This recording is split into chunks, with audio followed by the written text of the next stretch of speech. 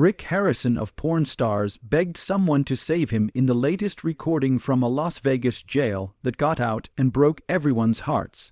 In the recording, Harrison's screams of pain were attacked by other prisoners. There was a sad ending to a once famous chapter when Rick Harrison was jailed and attacked by other prisoners led by gang boss Tooth. How did it all happen? A man who once embodied success now faces brutal isolation due to charges of tax evasion and trafficking counterfeit goods. Is the truth about Rick just what the evidence suggests, or is there something darker going on beneath the surface? Let's find out in today's video about the man who built the porn stars. Empire. Rick Harrison had a great journey to fame through his one-of-a-kind antique store, but it was that very store that led him to crime and put him in prison. To understand how it all started, we need to go back in time. Rick came from a poor family and had to deal with problems from a young age. Being diagnosed with epilepsy as a teenager could have ended many kids' lives, but instead he used the illness to fuel his dreams. Richard started working with his father, who ran a small pawn shop in Las Vegas, when he was 13. By the time he graduated from high school, Rick had years of experience working at his family's pawn shop. But he wasn't happy just standing behind the counter. He wanted to grow the business and make the porn shop a place where people came from all over the country to visit. He was determined to make the gold and silver porn shop. Rick became a well-known name, not only in Las Vegas but across the country, and he started taking small steps to make his dream come true. As time went on, Rick's knowledge of antiques, collectibles, and historical artifacts grew. He slowly became known for his deep understanding in these areas, and people began to notice. Rumors of his ability to value rare items spread quickly, and soon the porn shop started getting more and more valuable items. Rick had a reputation not only in Las Vegas but across the United States, but with fame came responsibility. As the store grew, Rick had to work longer hours, handle deals that were more complicated, deal with a wider range of customers, and run the shop every day. Even though the business started out well, Rick quickly learned the trade. He didn't just want to be the porn broker's son. He was determined to make the small store a household name as he grew up. Rick kept improving his skills by learning how to negotiate deals, figure out the value of valuable items, and build trusting relationships with customers. The store's small beginnings eventually grew into a worldwide business empire. But the rise of the gold and silver porn shop wasn't just due to Rick's keen eye for valuable items. The real turning point came in 2009 when the History Channel launched Porn Stars. This reality TV show made Rick and his family famous, including his father and son. Corey and close friend Chumley to fame, Rick Harrison became the face of a show that drew millions of viewers from around the world. At first, the pressure of fame didn't seem too much for Rick. He enjoyed the perks of being a reality TV star, like high-profile events, luxury vacations, and a quickly growing business empire. But behind the scenes, the constant attention from the media started to wear him down. As porn stars continued to become more popular, people wanted to know more about Rick's personal and professional life. People wanted to know more about Rick's family, his finances, and, finally, his business. Fame is always a double-edged sword. On the one hand, it brought Rick money and a level of fame that most people can only dream of. His porn shop grew and his brand became known around the world. On the other hand, it brought him a level of attention that he wasn't fully ready to handle. With fame came expectations, and with those expectations came the pressure to live up to them. Rick Harrison, the so-called golden face, got involved in illegal activities to keep the business making money, and no amount of fame could protect him from being judged by the public. As the scandal broke, people's views of Rick changed drastically. The man who was once a beloved TV personality was accused of criminal activity, and a money laundering and forgery network was found behind the cameras of one of America's most popular reality shows. A quiet storm had been building for years.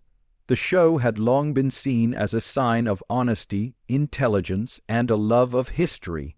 But now, Everything people thought they knew about Rick is coming apart, because he is being accused of everything from tax evasion to money laundering and trafficking in stolen artifacts. According to reports from the FBI and federal tax agencies, Rick Harrison is thought to have used the gold and silver pawn shop as a front for illegal financial operations.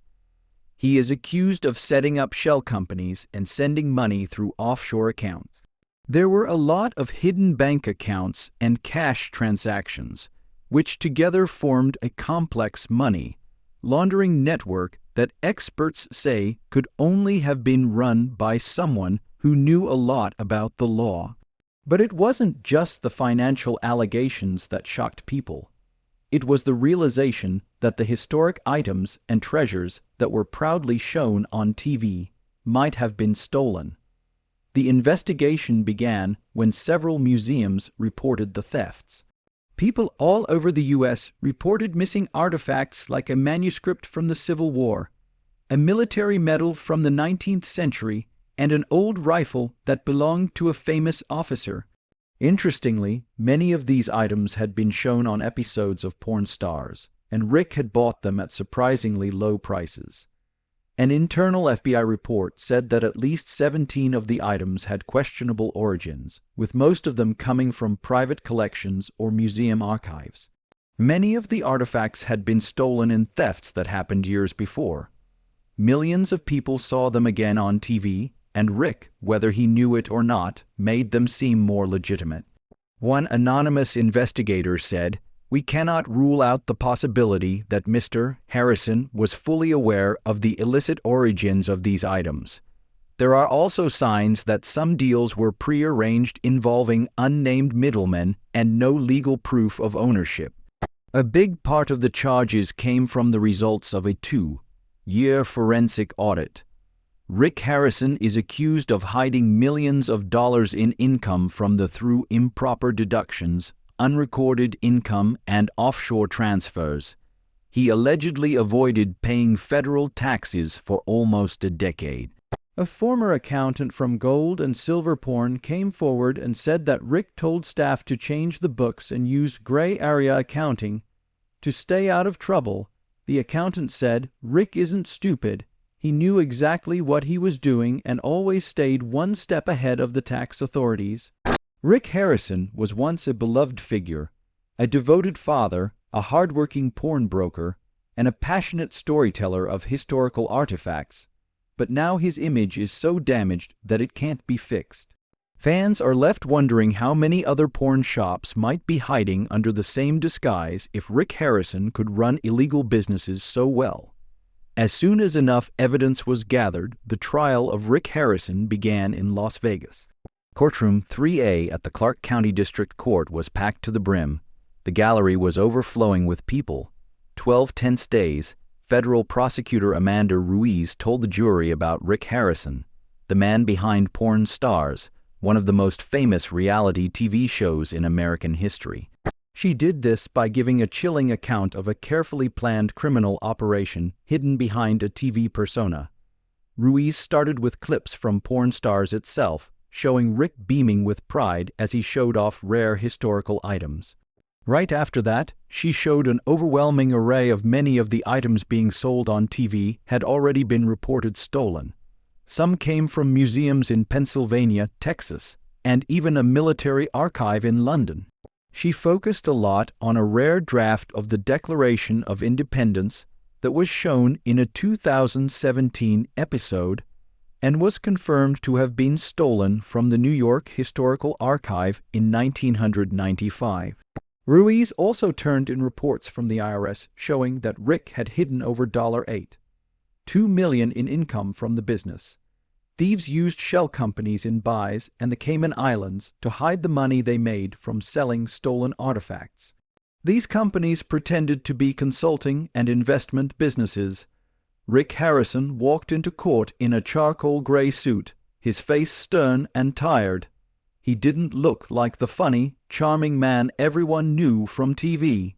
During the trial, he kept quiet and only whispered to his lawyer when the prosecution read the list.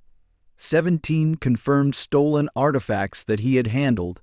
He closed his eyes and gripped the armrest tightly. When a former gold and silver porn accountant testified that Rick knew all about the illegal cash deals and had even told him how to handle the books, Rick did not react. He just stared blankly ahead for almost 2 weeks as the courtroom drama captivated the nation. Rick's lawyers, led by the famous defense attorney David Kessler, an expert in financial crime and media cases, fought to change the story. They tried to show that Rick was too trusting, too busy to keep an eye on every transaction, and had been lied to by subordinates, especially some managers and accountants, over a long period of time. They brought in witnesses from gold and silver porn who said that Rick never directly messed with inventory and relied on experts to check the provenance of items. Rick's strong legal defense worked hard, but the evidence kept piling up, showing that the problem was bigger than a few stolen artifacts. Rick was accused of financial misconduct. He was charged with using his porn shop as a front to launder money and moving illegal profits through a complicated web of shell companies to hide their origins. The tax evasion charges made things worse for a man who had spent years building up the image of a successful businessman. It was an unforgivable betrayal. In the meantime, the evidence gathered by the FBI and confirmed by antiquities experts left little room for doubt. On the day of Rick's sentencing, the courtroom was completely silent as the federal judge gave his sentence. Delivered the verdict with utmost clarity. Mr.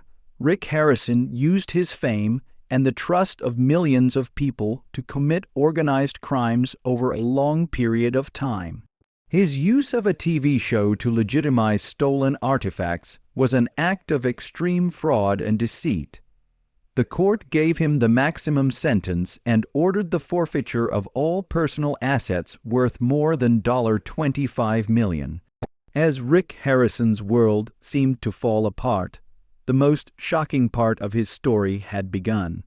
The charges, media attention, and court battles were just the beginning of a much darker story that would play out behind the walls of a maximum security prison, where Rick would have to fight a very different kind of battle for survival. Rick's first days in prison were a blur. He was moved to a high-security federal facility and stripped of all the comforts that had made his life so enjoyable. Rick, who had once negotiated multimillion-dollar deals and been respected in business circles, now found himself being famous didn't matter in this system. It was a dangerous place, and even though Rick had always been able to handle himself, this was a different kind of threat. There was violence around every corner, and Rick quickly realized that his past life as a wealthy TV star didn't protect him here. Instead, it made him a target for other prisoners who saw him as easy prey. His life had become a boring cycle of mess hall meals, long hours in his cell, and short stays in Rick's former life was full of negotiating for rare antiques, meeting famous people, and living a life most people could only dream of. Now, all he had was steel bars and cold concrete, which were a grim reflection of the darkness that had swallowed his once glimmering life. Just when it seemed like Rick had fallen as far as one could fall, an unexpected event shattered that belief and took the story in a direction no one saw coming. A leaked audio recording from inside the prison showed not only evidence of violence, but a brutal, unfiltered look at how a man who was once at the top of his field lost his power and respect. The nearly 4-minute clip started with the harsh clank of metal against bars, a chilling prelude to an unspoken tragedy. Footsteps followed, then a low voice that said, "That's him, third floor dinner shift." 1 second later, chaos broke out, with footsteps, voices, screams, and fists hitting the walls. For the first time, Rick's voice cut through it all, not calm, not composed, but pure panic. "No, please, I don't know who you are." He pleaded, as if he were desperately trying to get one last bit of mercy in a lawless world where they could hear groans, broken breaths, and the clear sound of someone being choked. Another prisoner laughed and said, "No one gives a damn, you're famous in here." Rick's pleading was desperate. "I don't deserve this, I'm just a broker." His voice cracked like a child trapped and helpless. Then there was a sharp, sickening sound, like his head hitting the wall or the floor. People who heard the manic laughter felt a haunting sense of dread. The last few seconds of the tape had the sound of someone dragging across the floor, labored breathing, and a weak whisper of "somebody please." Then there was silence, but it wasn't a peaceful silence. It was the silence of a buried reputation and a legacy locked behind iron doors. When the recording ended, people no longer looked at Rick Harrison with interest in a scandal, but with disbelief and maybe fear over how easily a TV icon could be broken. Inside the prison, people said that Rick was put in solitary confinement after the attack. He now lives alone and has to deal with the mental health effects of this every day. He has trouble sleeping, refuses to eat, and often wakes up in a panic saying that he's still filming the show. The attack and his sentence have made him feel like he has no sense of who he is. And a prison psychiatrist said he was severely depressed, disoriented, and showing signs of psychosis. The thing that used to help Rick the most is now his biggest problem. Other prisoners not only hate him for his crimes, but they also want to use him to boost their own status. Some call him Mr. History Channel in jest, while others try to negotiate with him as if he were still running the porn shop. But there are no cameras, no retakes, and no producers. There is just Rick, alone in a cold cell, fighting to survive one day at a time. The recording ends abruptly, but it did a lot of emotional damage when it got out. Rick's lawyers called emergency meetings and tried to discredit the recording by saying it might have been staged or edited to change people's minds. But no one could erase the raw cries of a man on the edge of fear. Even though the tape didn't have any legal standing, it was a media bombshell that made people less sympathetic. What happened? How did things go so quickly? Most importantly, what did the tape show about Rick's true condition behind bars? Right away, Rick Harrison's lawyers rushed to question its validity and downplay its effects, but the truth could not be ignored. The public had a clear view of what life was like behind bars, and it was not the heroic story they had imagined. The man who had been praised as a master negotiator and businessman who could get anything for the right price now seemed like a broken man stuck in a cruel world where power played by different rules. Harrison's already bleak prison life got even worse after his fall. The leaked recording made things worse because it showed how weak he was. Sevilla often relies on strong alliances and sometimes outright violence. As Rick spent more time in prison, his enemies among his fellow inmates grew. Some were angry about his charges, while others wanted to take advantage of his fame. Finally, Rick Harrison was attacked by other inmates. This attack was the result of weeks or even months of building tension inside the cold walls of the Clark County Detention Center. Center Rick, who was used to smart bargaining, couldn't work out a deal with the harsh law of the jungle that was in place there. It all started on a sad afternoon when he walked out into the yard, which was a rough area of concrete surrounded by barbed wire fences, and where inmates fought over who was in charge, made friends, and fed the rumors that were going around. Rick had tried to keep to himself, avoiding conversations and ignoring productions. On most days, the yard was a peaceful place to walk or stare into the distance.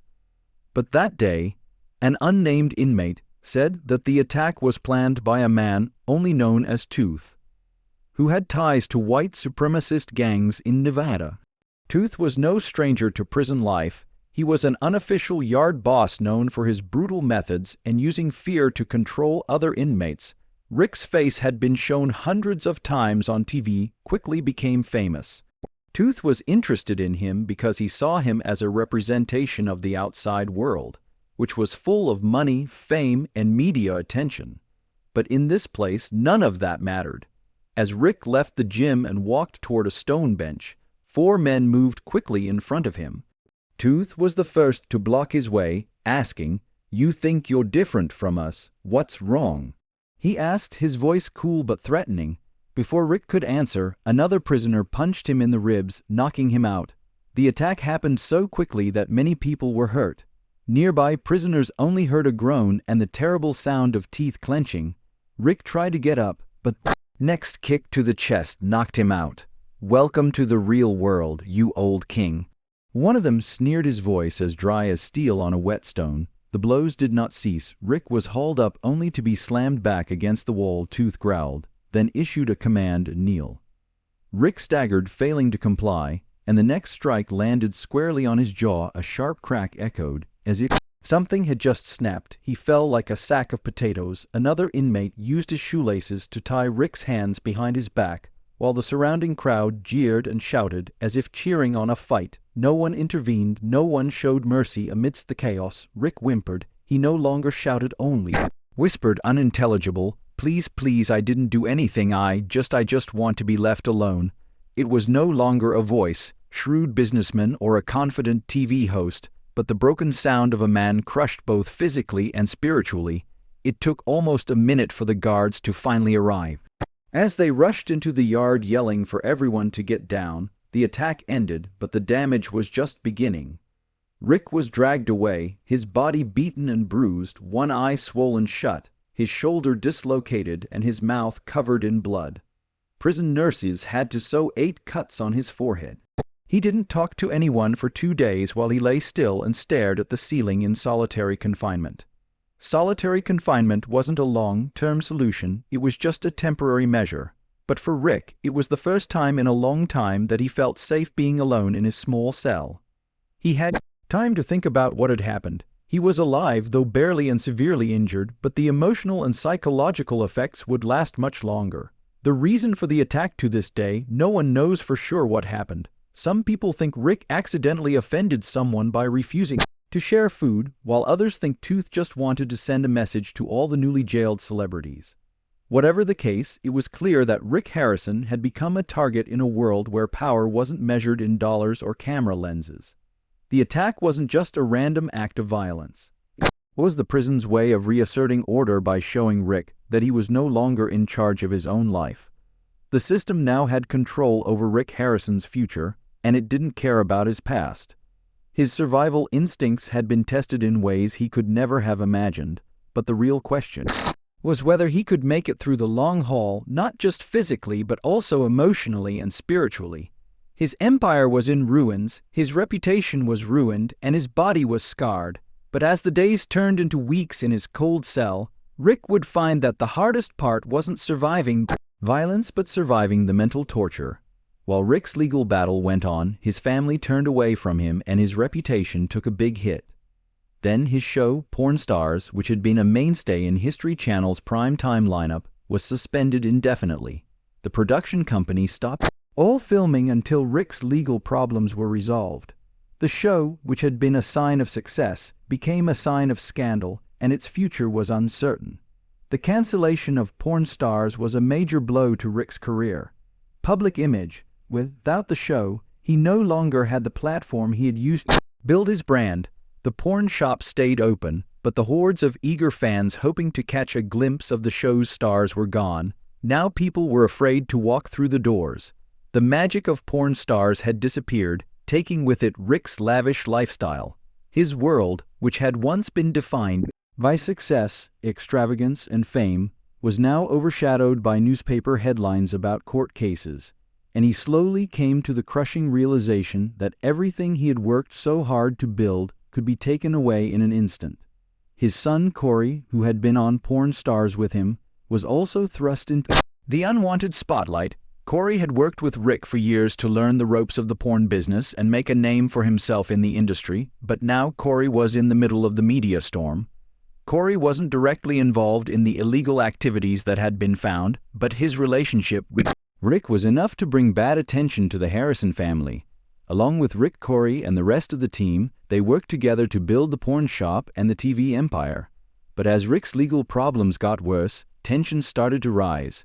One of the worst parts of Rick's fall was losing the relationships that had made him famous for years. He was especially proud of his close relationship with his son Corey. The two had worked together in the family porn business, and their experiences with porn stars had made them famous. Imagine a family working together to succeed. Corey, who had been a big part of Rick's life and career, was now caught up in his father's legal problems. The media was looking for any story that could shed light on the Harrison family's fall, and Corey became one of the most watched people in the whole saga. Under the constant pressure of media attention and public opinion, Corey had to step away from the spotlight as the legal issues played out. As the case went on, Rick's time in prison became a harsh reality. Corey had to make a hard choice. He could no longer publicly support a man who had harmed the family's honor, no matter how much he loved his father. The rift between Rick and his son Corey grew wider with each passing day. Corey was torn between his love for his father and the harsh reality of the crimes his father had committed. There was no easy way to reconcile the image of the father he had grown up with the man who had taught him. People thought of him as a criminal because of the current charges. Rick's relationship with his ex-wife was also tense. Even though they had been divorced for years, the effects of his crimes were still felt in their shared history and in how they raised their children together. His ex-wife, who used to enjoy the benefits of being married to a successful businessman, now had to deal with the effects of her ex-husband's crimes. People who knew Rick well were also judged harshly. For his ex-wife, the scandal and media attention were almost unbearable, echoing the feeling of betrayal she had when the first accusations were made. The hardest part of Rick's emotional journey, though, was being alone in prison before he was found guilty. Before he was found guilty, Rick was surrounded by friends, family, coworkers, and media attention. He was a powerful man, a businessman with an empire, and the star of a popular friends who used to eat with him, congratulate him on his successes, and admire his business sense were no longer in his social circle. They had all disappeared, leaving him alone in jail. In the quiet times, Rick could think about the decisions he had made and the choices that had led him to this point. The path he had taken so confidently now seemed like a distant memory. The guilt over what he had done weighed heavily on him, and he couldn't get away from it even in prison. One of the hardest parts of Rick's emotional journey was accepting the truth about his situation. He was used to being in charge of every part of his life, his business, his career, and his public image. But now he had to give up control and let the prison system run his life. While he was in jail, Rick started writing letters to Corey, telling him he deeply regretted what he had done and how sorry he was for the pain he had caused his son. These letters were not full of flowery language, but Rick made an honest confession that showed a level of vulnerability that he had never shown before. For the first time in his life, Rick wasn't the cocky businessman or reality TV star he had been. He was just a dad trying to fix things between him and his son. These letters weren't a quick fix. They were part of a long process that showed Rick's dedication to making things right, even if it meant taking small steps over a long period of time. Rick Harrison has a bright future, but Rick's future won't be even if he is pardoned or released early. There is still the matter of what he will do with his life outside of prison. His reputation, which he built on hard work and charisma, has been permanently damaged in the eyes of the public. The porn shop, which he had worked hard to build, was left in chaos while Corey tried to keep the family business going. The damage to the shop's reputation was huge. His family would need time to heal from the wounds his actions caused. Even though Corey still stood by him, he had been deeply hurt by because his father betrayed him. Once, strong bond between father and son had been broken, and it would take years to rebuild that bond. Even when the prison gates open and Rick is free, there is no guarantee that his son Corey will be there to greet him. The emotional scars were deep in both men's hearts, and they would have to work through their own pain before they could even start the healing process as a family. Besides the personal and family problems Rick faced, there was a much bigger question. Would he used to be in charge of everything, but now the porn star's brand that made him famous and rich was just a shadow of what it used to be. The show had been taken off the air because of the scandal, and it wasn't the cultural phenomenon it used to be. Could Rick ever go back to that world? Could he bring back the porn business and rebuild the empire that made him famous? The future of porn stars was still uncertain, with rumors of a possible reboot.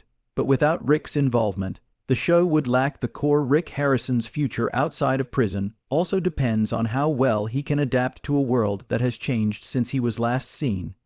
The entertainment industry has changed, new stars have come out, and new trends have taken center stage. Was there still a place for Rick Harrison in this new world? Could he find a way to reinvent himself, look for new opportunities, and start over? It was a tough question, and Rick didn't have a clear answer, but he knew he had to try. Rick Harrison's future remained uncertain.